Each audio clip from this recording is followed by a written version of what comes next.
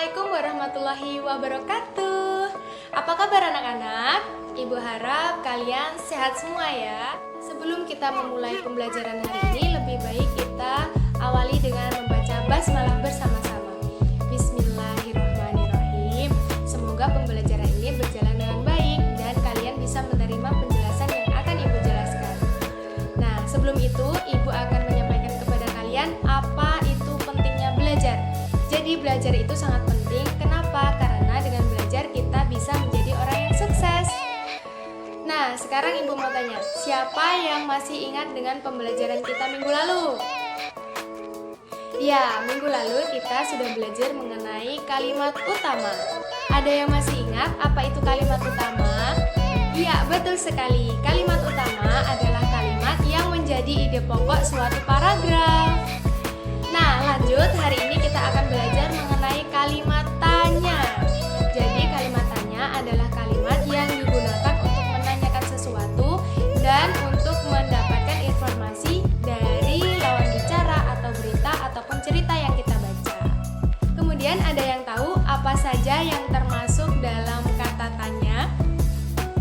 Nah, iya, kata tanya itu ada 6, yaitu apa, siapa, di mana, kapan, mengapa, dan juga bagaimana. Nah, kemudian apa sih tujuan dari kalimat tanya ini?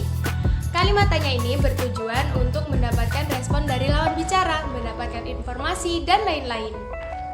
Nah, sekarang di mana kita bisa menggunakan kalimat tanya ini? Nah, kita bisa menggunakan kalimat tanya ini pada berita contohnya. Ketika kita menonton berita, seperti contoh, kita menonton berita tentang gempa di Sulawesi Barat yang sedang heboh saat ini. Kita bisa menanyakan di mana gempa itu terjadi, siapa saja korbannya, dan bagaimana tragedi saat itu. Selain itu, banyak sekali berita yang dapat kita tonton dan juga kita gali informasinya menggunakan kalimat tanya. Selain di berita, ada juga di cerita, seperti contoh cerita Malin Kundang. Cerita Malin Kundang dapat kita ulik dari informasi menggunakan kalimat tanya, seperti contoh siapa pemeran utama dari cerita Malin Kundang, di mana cerita itu berasal, dan lain-lain. Nah, itu tadi pembelajaran kita mengenai kalimat tanya. Ibu harap kalian paham dengan penyampaian yang Ibu sampaikan ya. Nah, tidak lupa Ibu juga akan memberikan tugas kepada kalian. Setelah ini, kalian pulang dan juga menonton televisi ataupun mencari ke internet mengenai berita ataupun apapun itu. Berita yang dapat kalian cari bebas mengenai kriminal ataupun tragedi seperti bencana alam dan lain-lain.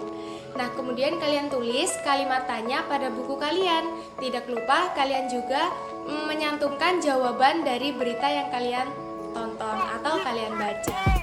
Nah, mungkin cukup itu tugas dari Ibu, silakan dikerjakan dengan baik ya. Semoga pembelajaran ini dapat bermanfaat untuk kita semua. Marilah kita akhiri pembelajaran ini dengan membaca hamdalah bersama-sama. Alhamdulillahirrahmanirrahim. Ibu akhiri, wabillahi taufiq wal hidayah. Wassalamualaikum warahmatullahi wabarakatuh. Sampai jumpa.